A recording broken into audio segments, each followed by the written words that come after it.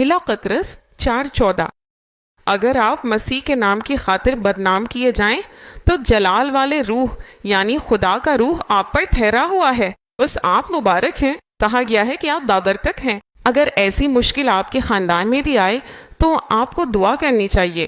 اگر تم مسیح کے نام کی خاطر بدنام کیے جاؤ تو جلال والے روح یعنی خدا کا روح تم پر ٹھہرتا ہے۔ مسیح کا روح جب وہ جسم میں تھا تو کتنی تکلیفیں برداشت کیں، کیونکہ مسیح کا وہی روح یعنی پاک روح تم پر ٹھہرتا ہے، اس لیے تم مبارک ہو۔ پولس راست باز اپنے روحانی بیٹے تیموتھیوس کو لکھ رہا ہے نا۔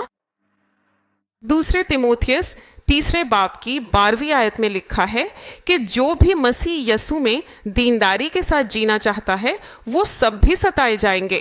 جو بھی مسیح یسوع میں دینداری کے ساتھ جینا چاہتے ہیں وہ سب اس دنیا میں مصیبت کا شکار ہوں گے۔